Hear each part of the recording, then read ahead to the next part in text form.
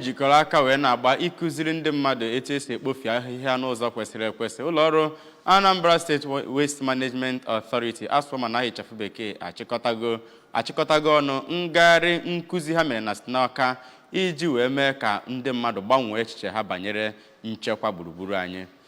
Nchịkọta ya bụ mmemme were ọnọdụ n'Awka bụ nke ndị ndu obodo, ndị ọrụ gọọmenti na ndị ọzọ ihe dị mma na adị mma gbakọkọtara ọnụ n'okpuru amụma idozi gburugburu anyị ka ọ dị mma wee tụọ nya bụ alo. Blessing Dennis ga-akọtọpụrụ gị akụkọ a.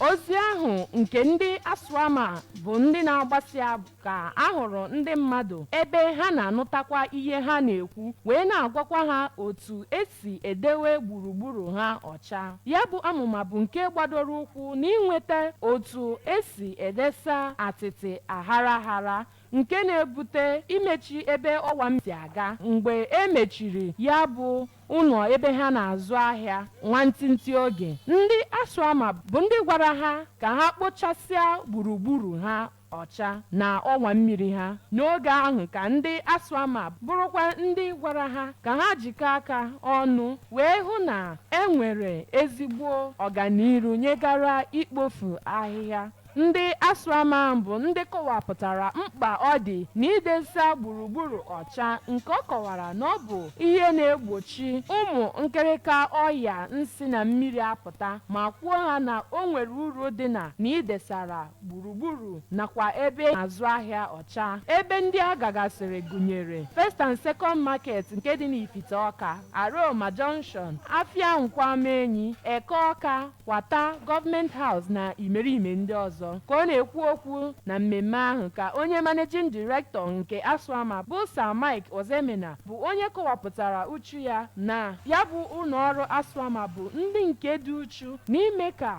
gburugburu ebe obibi bụrụ ihe ga-eji wee na-ama atụ. Ọ kọwakwara na ikpocha gburugburu abụrụ ọrụ gọọmenti mana ọ bụ oke na ọrụ dịrị mmadụ niile na iji jikọ aka ọnụ na ahụrụ na gburugburu ha bụ ebe obibi dịka ọ kọwara na ọ bụrụ na edezie ya ka ọ dị mma na ọ ga-adị ka nke a na-ahụ na mba ofesi. Ọ kọwapụtara afọ ojuju ya nyegara ndị eji okwu ha agba izu ndị ASWAMA Governing Board, kọmishọna na-ahụ maka gburugburu bụ Felix Odumegwu nakwa ndị ọcha brigade na ijikọ aka ọnụ hụ na ya bụ amụma mgbasa ozi nke gara na mba Anambra steeti bụ nke bịara na njedebe ma tokwa ndị bi n'Awka maka ịpụta n'igwe ma kpochaa gburugburu ha. Onye isi ASWAMA ahụ bụ onye nke gbarụrụ iru nyegara ndị na-ere nri na enu ọwa mmiri nakwa ndị landlord ndị were paịpụ ụlọ ha wee tinyekwa na ọwa mmiri ma kwuo na ya bụ omume adịrọ mma ma dụkwa mmadụ ọbụla ka ha jikọ aka ọnụ n'ime ka Anambra bụrụ ebe obibi. Site n'Awka, abụ m Blessing Dennis maka akụkọ ụwa ABS.